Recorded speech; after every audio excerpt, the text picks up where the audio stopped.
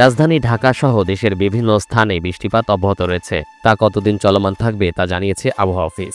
বেলা 11টা থেকে আগামী 48 ঘন্টার মধ্যে ভারী থেকে অতি ভারী বৃষ্টিপাত হতে পারে এবং চট্টগ্রামের পাহাড়ি এলাকায় বিশেষ করে বান্দরবান, খাগড়াছড়ি, কক্সবাজার, চট্টগ্রাম, রাঙামাটি এইসব অঞ্চলে ভূমিধসের সম্ভাবনা রয়েছে। বৃহস্পতিবার সকাল 9টা থেকে পরবর্তী 120 ঘন্টার পূর্বাভাসে বলা হয়েছে উত্তর পশ্চিম বঙ্গোপসাগর এবং তৎসংলগ্ন এলাকায় অবস্থানরত সুস্পষ্ট লঘুচাপটি আজ সকাল 6টায় আরও ঘনীভূত হয়ে একই এলাকায় নিম্নচাপে পরিণত হয়েছে।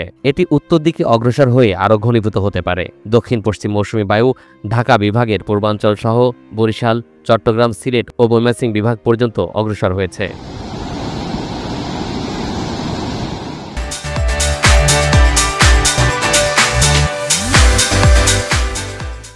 এ অবস্থায় বৃহস্পতিবার সকাল 9টা থেকে রংপুর, রাজশাহী, ময়মনসিংহ, ঢাকা, খুলনা, বরিশাল, চট্টগ্রাম ও সিলেট বিভাগের অধিকাংশ জায়গায় অস্থায়ী দমকা হাওয়া, ঝড়ো হাওয়া সহ হালকা থেকে মাঝারি বৃষ্টিপাত হতে পারে। একই সঙ্গে দেশের কোথাও কোথাও ভারী বর্ষণের সম্ভাবনা রয়েছে।